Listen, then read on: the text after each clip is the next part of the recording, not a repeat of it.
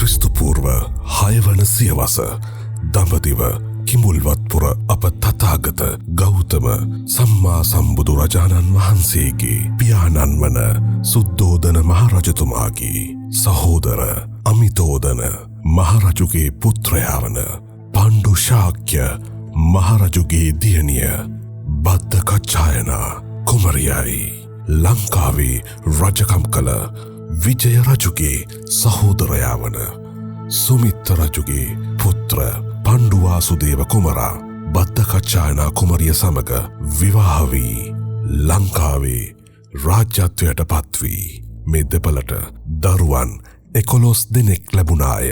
එකම දියණිය උන්මාද චිත්‍රාවන් හා දීඝායු කුමරුගේ ජේෂ්ඨ පුත්‍රයා වන දීඝගාමිනී කුමරුන් හා විවාහයෙන් පසු ලැබුණු එකම පුතු පණ්ඩුක අබය නමින් මේ ලංකාදීපයේ රාජ්‍යත්වයට පත්වුණි. එම ශාක්‍ය වංශික ප්‍රථම මහරජුගේ අතීත ආවර්ජනය මෙසේ දිගහැරන වගයි.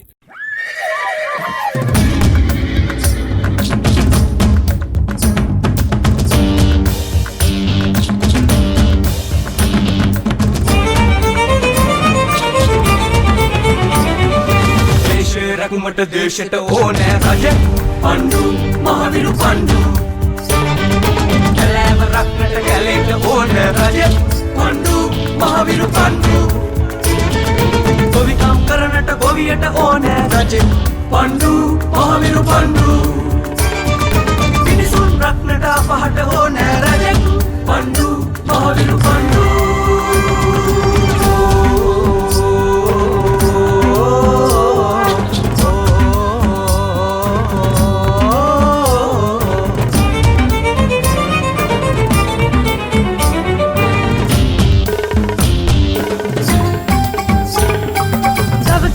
කිරි නාකිරි කටගා නරපතියෙකු භූපතුනේ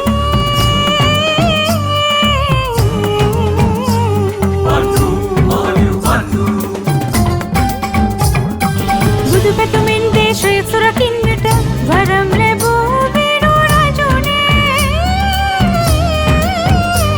පණ්ඩු මහවිරු පණ්ඩු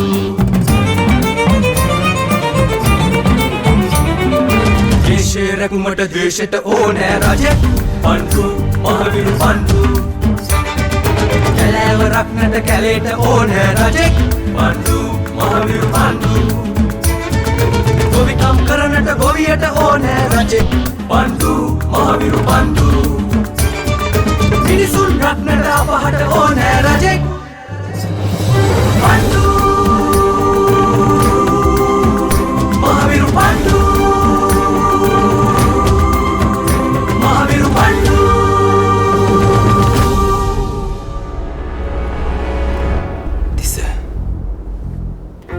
කවුරුන් මුසාබස් පැවසුවත් මගේ චිත්‍රා මාහට මුසාබස් පවසන්නේ නෑ. චිත්‍රා විසින් බිහි කරන ලද දරුවෙකු පිටමං කරනට ඇය ඉඩ තබන්නේ නෑ තිස්ස. ඇය ඉඩ තබන්නේ නෑ. නුඹ කෙලෙස පැවසුවත් එදා මේ මාලිගාවේ එවැනි දෙයක් සිදු වී තිබෙනවා. ඔබ කොතරම් විශ්වාස කළත් චිත්‍රා නුඹ මුලාවේ දමා තිබෙනවා. තිස්ස නුඹලාගේ මේ කතාව දැන් භූමිගේ කණ්ඩත් ගොස් තිබෙන්නේ. විමසනවා ඇයගේ සත්‍ය මව්පියන් කවුරුන්ද කියා. ඇයි නුඹලා චිත්‍රා නොමැතිව දුකින් සිටිනා මාගේ දේනයට තව තවත් දුක් දෙන්නේ? නුඹ තවමත් පවසනා නොවේ අප පවසන්නේ මුසාබස් කියා. ඇයි නුඹ තවමත් විශ්වාස නොකරන්නේ අප පවසන්නේ සත්‍යයක් කියා. තිස්ස නුඹ මේ පවසනා දෙයින් මාගේ දේනයගේ සිතට වේදනාවක් ඇති වී ඇය රෝගාතුර වුවහොත් නුඹලා ඒ වක්කීම බාරගත යුතුයි. හැට නුඹලා මේ පවසනාදේ දරාගත නොහැකි තිස්ස. ඇය ඉතාමත් සුකුමාල තරුණියක්. නුඹලා පවසනාදෙන් ඇගේ ජීවිතයට කිසියම් අනතුරක් සිදුවහොත් එදාට මේ දීඝගාමිනී කවුරුන්දයි නුඹලා සියල්ලටම දැනගත හැකි වේවි. නුඹ මුලාවේ වැටී තිබෙන්නේ දීඝගාමිනී. අප පවසනාදේ අවබෝධ කොටගෙන ඒ ගැන සොයා බලන්න. තිස්ස මා නොවේ මුලා වී තිබෙන්නේ. නුඹලායි මුලා වී තිබෙන්නේ. නුඹ තව තවත් ඔය දේ පවසා මගේ දියණියගේ සිත පාරන්ට සූදානම් වන්න එපා.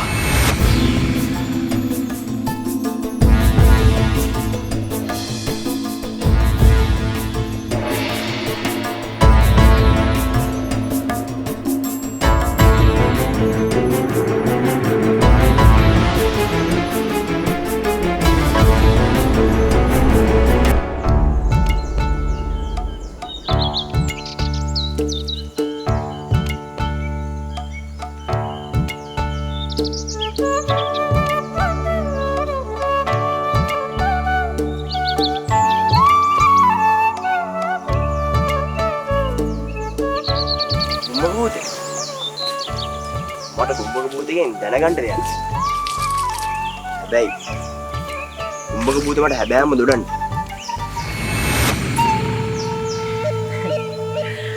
මම මොකටේ පණ්ඩුට බේගල්ලද බාන්නේ?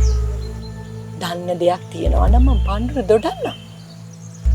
මොනවාද පණ්ඩුට මකින් දැනගන්න තියෙන්නේ? හබරයි කුඹක භූතයි උපතිස්ස රජමාලිගාවේ සේවය කරන්නේ.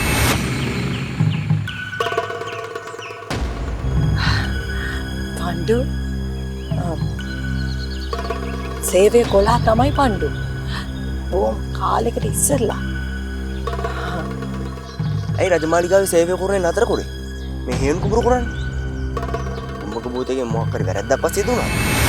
අනේ නැතුව පණ්ඩු. මගේ නෝයි හාබරගෙන යටින් කිසි වැරද්දක් සිද්ධ වුණේ නැතුව. අපි දෙන්න එක්කාසු වෙලා බොහොම හොඳින් රාජමාලිගාවේ සේවය කළා. එතකොට කුඹක භූතේ අර රජමාලිගාවේ රාජකුමාරයෙක් යන පැනලාවේ හබරයි කුඹක භූතය නෙමෙයි. අපි මේ මමයි හබරයි හිරුගේ පළමු කිරණ මෙන් රන්වන් වූ දීප්තිමත් සමකට ලීවර් ආයිෂ් කහ ෆේස් ක්‍රීම් මහවිරු පාණ්ඩු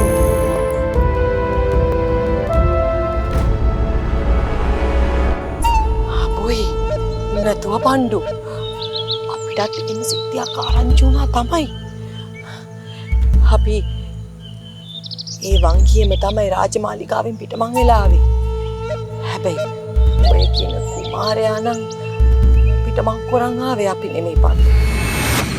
ඒ කුමාරයා එක කරනවා රාජකුමාරයාව අරගෙන මාලිගාවෙන් පැන්නේ මම යබරයි කියලා. ඒකයි ඔය. එහෙනම් ඒකයි හබරයි කුඹක භූතය රාජපුරුෂය දැකලා වහුම් වෙන්නේ. එහෙමයි පණ්ඩු.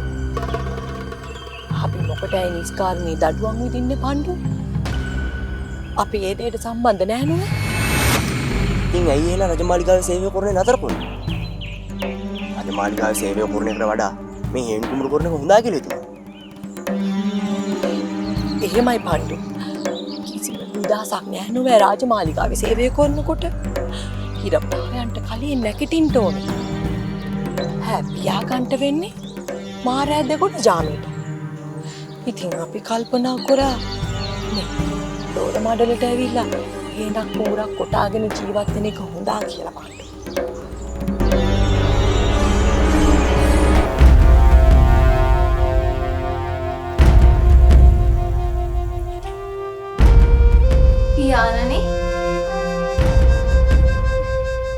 පියාණනි නුඹ තිස්ස මාමණ්ඩිත් එක්ක ආරවුලක් ඇති කරගත්තාද?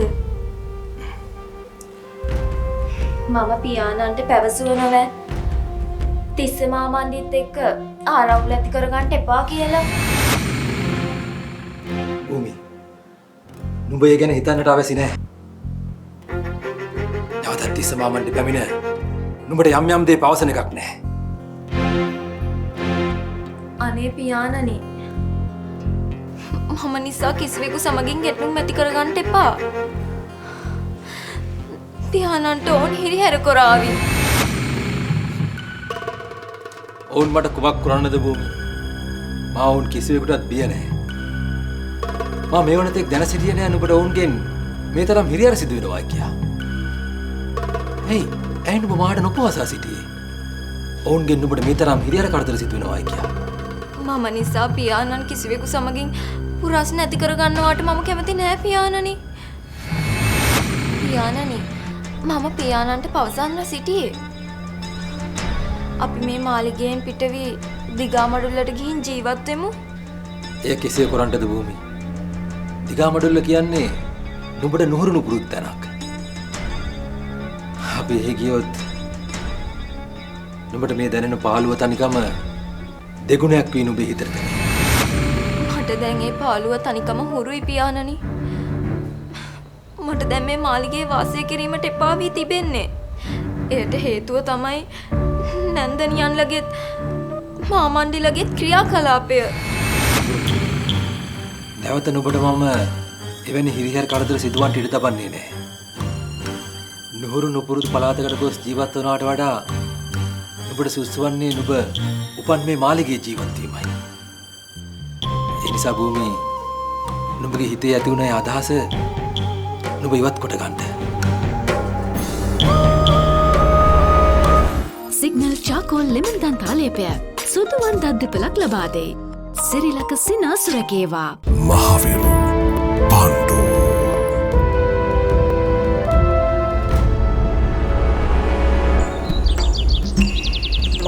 තාගන්ට පුළුවන් පණ්ඩු මේ විදිහට මගෙන් පුරස්න කරන්නේ ඇයි කියලා. අර බරණයා නෙවෙද අපි කුමාරයාව ඇන්න රාජමාලිගාවෙන් පැන්නා කියලා දොඩන්ට ඇත්තේ. ඒක පණ්ඩු ඒ දොමේ අපිත් එක්ක රාජමාලිගාවේ සේවය කළා. පණ්ඩුට බරණයා මුනිච්ච උනාද? නෑ ගුම්බක පුතේ. මට මේ ගැන දෙඩුවේ සෙලි. ඔය බරණයා ඒ දොයේ ඉඳන් කට ඇරියොත් බේගලයක්ම තමයි දොඩන්නේ. ඒ බරණයා දොඩන බේගල් නිසා පණ්ඩු අපිව හැක කරනවා එම නෙමෙයියෝ. මෑකයක් මම හිතේ නැතුව ගුම්බක පුතේ. මට විශ්වාසයි අපරාය ගුම්බක පුතේ මට බේගල් දොඩන්න නැතුව කියලා. එතකොට කවුද දන්නව රාජකුමාරයා මාලිගාවෙන් ඇන්නවිලා? අපි නම් එහෙම දෙයක් ගැන දන්නේ නැතුව පණ්ඩු මේ ඉක්මන් කරලා පැල් කොටේට යමු. නැන්දම් මඩින් බලාගෙන ඇති. යම් පණ්ඩු.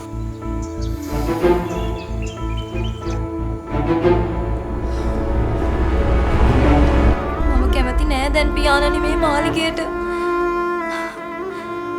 නැන්දනියන්ලත් මාමණ්ඩිලත් මම මෙහි සිටිනවාට පුදුමාකාර කැමැත්තක් තිබෙන්නේ. ඕන් ඒ නිසයි මට පැමිණ උසාබස් පවසමින් මගේ මනස අවුල් කරන්න හදන්නේ. නුඹ ඔවුන් පවසනා දේවල් වලට දුක් වන්ට එපා භූමි. මා නුඹට පැවසුවා නෙවෙයි. නුඹගේ මෑණියන් චිත්‍රා බව. ඔවුන් නුඹට නුඹගේ මෑණියන් චිත්‍රා නොවන බව පැවසුවාට නුඹ ඒ ගැන දුක් වන්ට එපා. ඔවුන් එලෙස පවසන්නේ නුඹට මේ මාලිගය එපා කරවන්න. අපි ටික කාලයකට හරි මේන් පිට වී සිටුම් පියාණනි. දිගාමඩුල්ලට ගියොත් මට පියාණන් ළඟින්ම කාලය ගත කරන්න පුළුවන්. අපි දිගාමඩුල්ලට ගිය පසුව මා වෙලහෙළදාම් කටයුතු වලට යන නිසා නුඹට මාත් සමග මේ තරම්වත් කාලයක් ගත කරන්න ලැබෙන්නේ නැහැ. අනිත් එක තමයි අපිට මෑණියන් ගැන කිසිම තොරතුරක්වත් දැනගන්න ලැබෙන්නේ නැහැ නේද? ඒක තමයි තිබෙන එකම පුරස්නය. ඒත් මම නම් හිතන්නේ මෑණියන් දැන්ම මාලිගයට පැමිණේවි කියා පියාණනි. ඇයි භූමි නුඹ එලෙස සිතන්නේ? නුඹ එලෙස සිතන්න එපා. මට විශ්වාසයක් තිබෙනවා. නුඹගේ මෑණියන් ඉතා ඉක්මනින්ම මේ මාලිගයට පැමිණේවි කියා. අනිත් එක භූමි නුඹගේ මිත්තනියත් නුඹට පුදුම ආදරයක් නොවැ තියෙන්නේ. නුඹ මාලිගයෙන් පිටව ගියහොත් නුඹ නැති පාළුව මිත්තනියට දරා ගන්නට බැරි වේවි. ඇය අසනීප වේවි. ඒ නිසා භූමි වඩාත්ම සුසු වන්නේ නුඹ මේ මාලිගයේ රැඳී සිටීමයි. අනික නුඹගේ පාළුවට දැන් නිතරම පාලිත් මේ එනවා නෙවෙයි. නුඹ ඈත් සමග සතුටින් කාලය ගත කරන්න. පියාණන් කෙසේ පැවසුවත් මගේ සිත පවසන්නේම දිගාමඩුල්ලට ගොස් වාසය කරන්නටයි කියලා පියාණනි.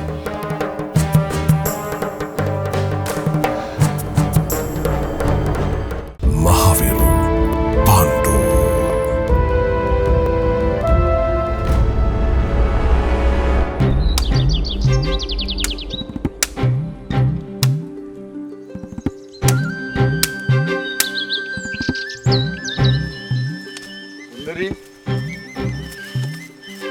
මං පැල් කොටියට ගාටපු යාමේ කෙල්ල දෙඩුවා බරණ යන පැල් කොටියට ගැටුවා.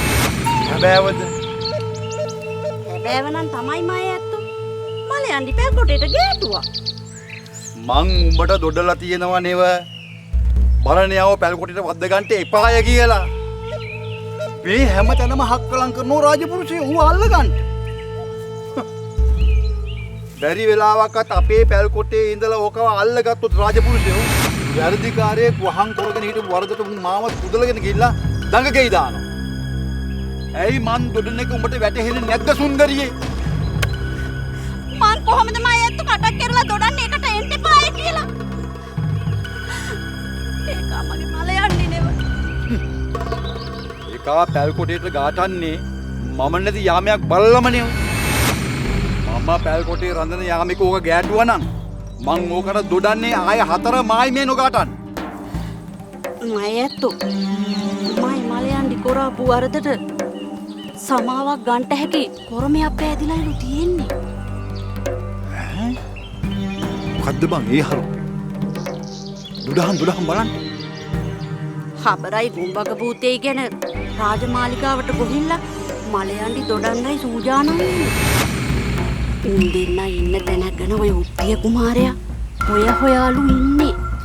එහෙම වුණොතින් ඉතින් උත්තිය කුමාරයා අබේ මහා රාජෝත්තමයාණන් වහන්සේට සැලකොරලා මලයන්ඩිට සමා වෙන්න දෙයි කියලායි මලයන්ඩි නම් දෙඩුවේ. හිත්ලනවා බ්‍රාහ්මණ උන්වහන්සේ ඇහි පිල්ලමක් ගහන ඇසිල්ලකදී පණ්ඩු පුතණ්ඩියාගේ පණ කෙන්දට වුණත් අනතුරක් සිදුවෙන්න හැකි.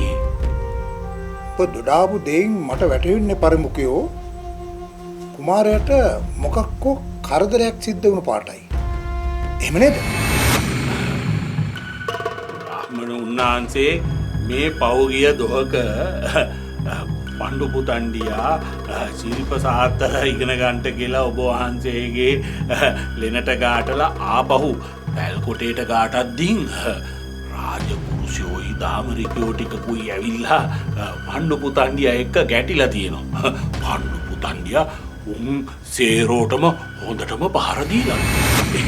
ඉතින් පණ්ඩු පුතණ්ඩියා ආපහු පැල් කොටේට ගාටලා මේ ගැන වගක්වත් අපට දෙඩුවේ නැතුවා. අපේ මේ ප්‍රභාවතී නගණ්ඩිට කවුදෝ ගන්තුලානේදී මේ ගැන දොඩලා තියෙනවා. ඉන් පස්සෙන් පහු අපි මේ ගැන පණ්ඩුගෙන් විමසුවා. ඒත් ඉතින් පණ්ඩු හාන් කවිසියක්වත් එතෙක් අපට මේ ගැන දෙඩුවේ නැතුවා. ඔය බලාපන්කෝ. මට ඉවෙන් වගේ වැටුණානේ. කුමාරයාට මොකක් හරි වින්නහයක් වෙන්න කිය බව. ඔයාලට මම කොච්චර කියලා තියනවද?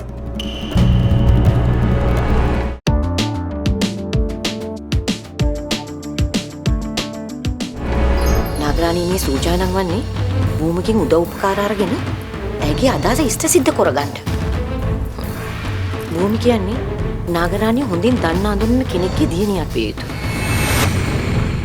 කිසිම හැකියාවක් නැතුව යන්නේ. ඕකුන් දෙන්න තමයි මාලිගාවෙන් රාජකුමාරයත් එන්න පැනලා ගියේ.